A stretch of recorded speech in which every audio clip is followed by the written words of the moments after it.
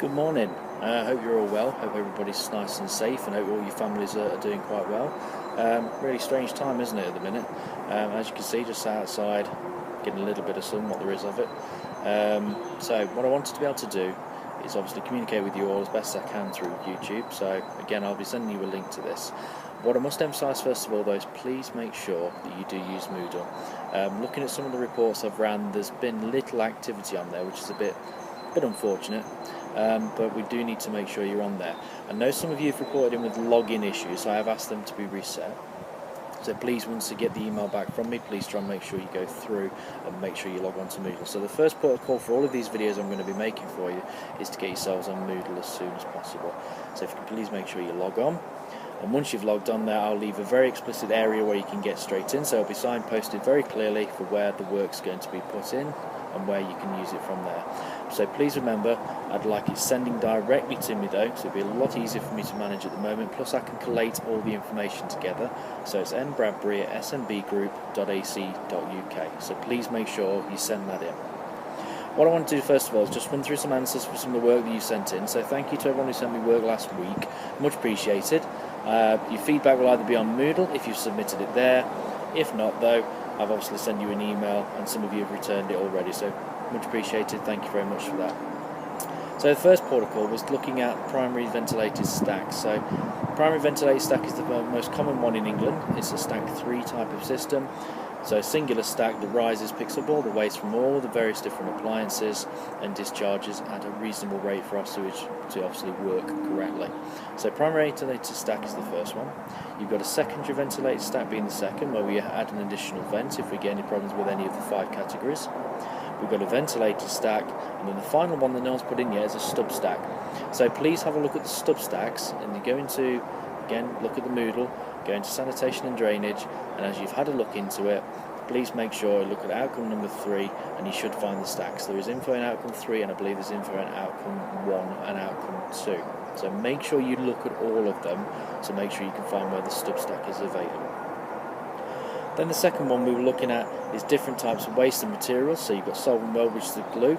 Now sometimes we call that ABS. It's nothing to do with braking systems before you mention anything like that, but it's always to do with using stronger solvent weld glue for different applications. So it could possibly be that some houses are using a lot of ABS at the minute. My house I'm currently at the minute, there's a mixture, which isn't great. So obviously plumber's been in, done a little bit of work, then another one has, and then another one has, and then obviously I've come in and thought, oh great, we've got a mishmash here. So some of these places you'll find a variety of different materials. We got push fit waste, which is the most easiest one, it's the most common one, it's the most one that's available. It's the one that a lot of DIY stores are going to sell a heck of a lot of at the minute. So push fit is quite easy, so again please go and have a look at push fit. Again, look at the outcomes to find the information. The last one we wanted to look at was Volcathene, that nobody sent me anything about at the minute. Quite privileged that I've worked with Volcathene. It's not an unknown thing. So Volcathene we would tend to use if we're doing anything like a conversion for a science lab or something very similar. So if you think about schools and you think about colleges where we have science labs, some of the waste might be used called Volcathene. Volcathene will resist acid. So any chemicals or any things like that that are going down into the drainage system, we are there able with that type of material to make sure they don't corrode through. But there is a particular way to install them, so you do have to heat all the inserts and the rings with warm water first, or steam off kettle, but warm water is always quicker and faster. Then you're able to cut out almost where the olive would be, to push that in with the nut, and then you tighten the fitting. Very, very expensive, but if you're ever going to do any work when it's to do with chemical wastes, it's certainly worth looking at. Then we got on to all the trap seal losses, so thank you for some of you who've given me all 5, that was really, really good.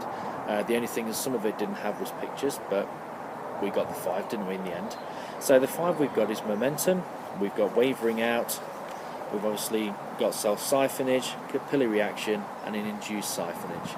So they're the 5 that we're actually going to be looking at in terms of those different types of faults. So what I'd like you to do when you've done so is get those 5 listed in, because it is important that you do so. But what I'd also like is a picture of each one of those going next to it. So again, if you please go into Moodle, everything is available there.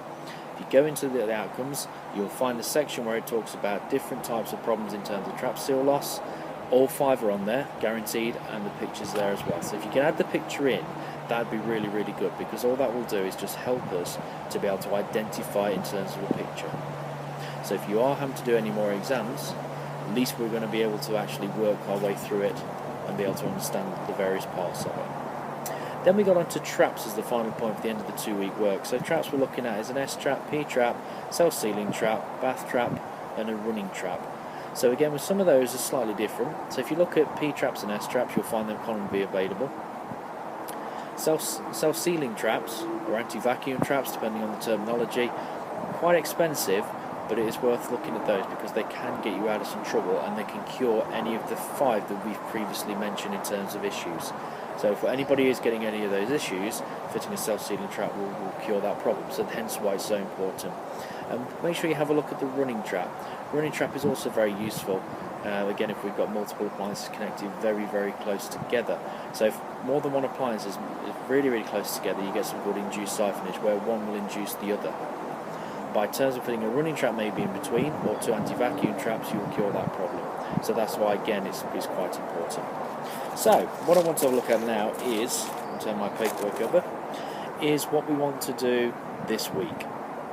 So what I want you to have a research and look at, and again, these answers are on Moodle. So everything's out. Please don't go trawling through the internet. You don't have to Google search everything because there's no requirement to. So the first one is how to actually test a stack system. So if you go into Building Regs Part H, find the approved document. I'm not fussed whether it's 2010 or 2014 because the test currently has not changed. So if you can go into there for me, we're looking for the section of how you actually test a stack. And please don't put it as simple as just running water down. It's not. We need to make sure everything's nice and tight prior to water being entered. So if you can find that for me, and again a small illustration of what it is, that would be really, really good. So I need that doing, please. Other thing I want to have a look at is the base of the stack. So we spoke about in college about a long radius bend. So each long radius bend will depend on different types of height depending on the height of building. There are 2 set figures in Part H that I am after. So what I'd like you to do is get an illustration of what they are, put them into place with the measurement and explain why they're there. So let me just give you a little bit of a clue. For a standard domestic property, from ground level to bottom of radius bend is 450 mil. So there's a starting point which might help you just a little bit. Okay. So next one is the measurement then for the openable window.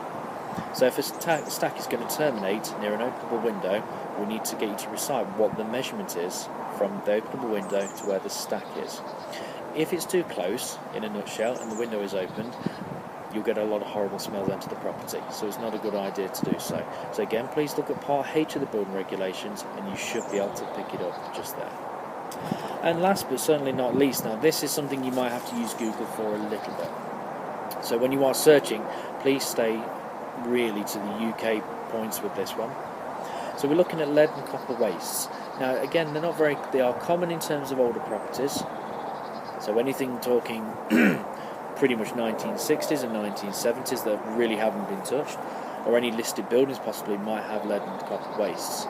So I want you to have a look at those and tell me the advantages and the disadvantages of using those 2 types of materials. Then the third thing I'd like to add right at the end is, if you do encounter one of those as a plumber, what is the best way to connect to them? Now we are not allowed to use lead joints anymore, even in terms of waste. Copper would be very, very expensive to do so, and we wouldn't have the skills or the equipment now in this industry to be able to do so.